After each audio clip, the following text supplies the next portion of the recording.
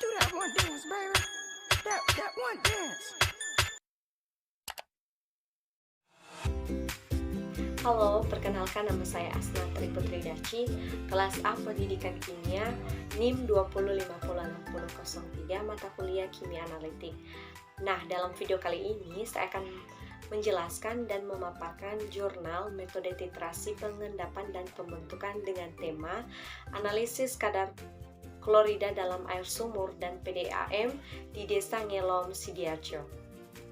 Nah, teman-teman sekalian, sebelum kita melanjutkan pembahasan kita pada pemaparan jurnal yang saya akan bahas, namun teman-teman harus mengerti dan paham dulu apa pengertian daripada metode titrasi pengendapan dan pembentukan. Metode titrasi pengendapan dan pembentukan ini sering disebut sebagai argentometri. Argentometri ini merupakan metode umum untuk menetapkan kadar halogenida dan senyawa-senyawa lain yang membentuk endapan dengan perak nitrat AgNO3 pada suasana tertentu. Nah, teman-teman sekalian, sekarang kita akan masuk pada latar belakang daripada jurnal. Air merupakan hal yang sangat penting bagi kehidupan manusia, karena air ini merupakan hal penunjang dalam aktivitasnya manusia. Tanpa ada air, mungkin manusia tidak bisa menjalani hidupnya. Kemudian teman-teman, ada beberapa syarat-syarat kualitas air menurut Menteri Kesehatan Republik Indonesia, di mana kualitas air harus memenuhi persyaratan kesehatan antara lain kimia, fisika, dan mikrobiologi dan radioaktif.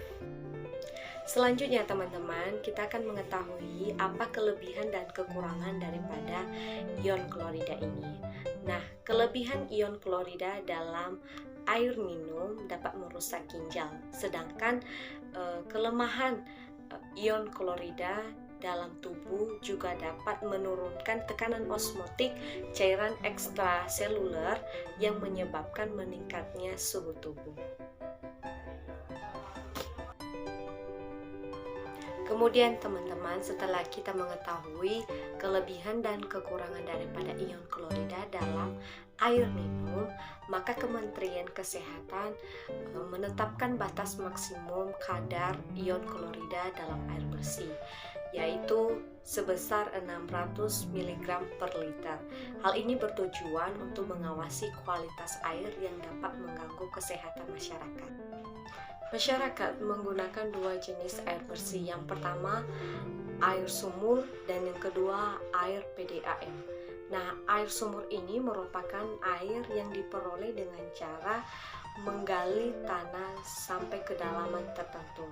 Sedangkan air PDAM merupakan air yang didapatkan di saluran PDAM yang didistribusikan untuk keluarga.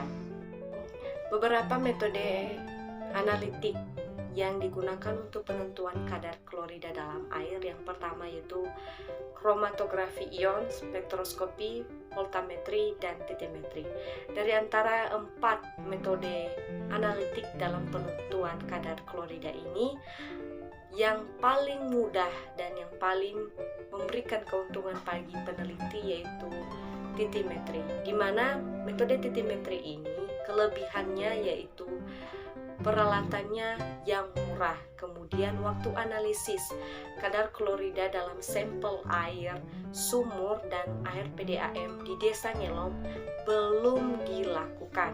Nah, hal ini yang perlu diteliti tentang analisis kadar ion klorida dalam sampel air bersih dan air PDAM di Desa Ngelom dengan metode titrasi argenometri oleh ahli MOR.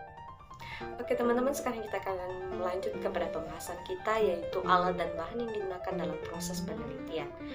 Nah, apa saja sih alat-alat yang digunakan dalam penelitian di Desa Ngelom tersebut? Yang pertama yaitu labu takar, Erlenmeyer, pH meter, corong gelas, buret, pipet volume, dan statif. Nah, selanjutnya teman-teman, yaitu bahan yang digunakan dalam penelitian di Desa Ngelom tersebut. Apa saja sih bahan yang digunakan? Yang pertama yaitu air sumur dan air PDAM pada beberapa titik di Desa Ngelong, di mana ada K2CrO4 5%, AgNO2 0,009 nitrogen, NaCl, NaOH, dan yang terakhir yaitu H2SO4. Oke teman-teman, sekarang kita masuk ke preparasi sampel. Nah, dalam preparasi sampel ini kita akan membahas bagaimana cara mempersiapkan sampel. Nah, yang pertama yaitu di mana sebanyak 25 ml air minum diambil, dan begitu pun juga dengan air PDAM diambil menggunakan pipet volume 25 ml dan dimasukkan ke dalam Erlenmeyer 250 ml. Apabila sampai tidak dalam kisaran 7-10 pH, maka larutan tersebut yang berada dalam Erlenmeyer harus ditambahkan dengan H2SO4 ataupun NaOH sampai kisaran 7-10 pH.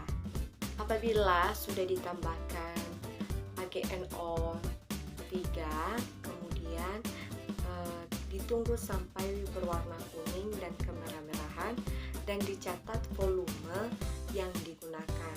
Selanjutnya kita akan melakukan titrasi blanko dengan air suling sebanyak 25 ml dengan perlakuan yang sama seperti sampel yang digunakan.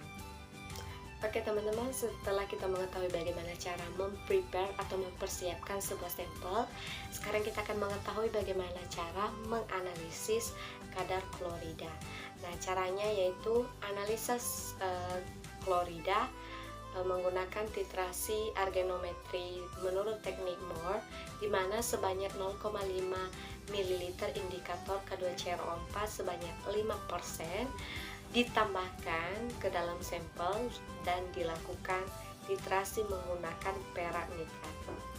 Oke teman-teman, kita akan masuk ke bagian yang terakhir, di mana bagian terakhir ini kita akan membahas hasil penelitian yang diperoleh dalam penelitian di Desa Ngelong tentang kadar klorida pada air sumur dan air PDAM di Desa Ngelong, di mana didapatkan hasil bahwa air pada sumur Desa Ngelong mencapai 89 hingga 491 mg per liter kadar kloridanya.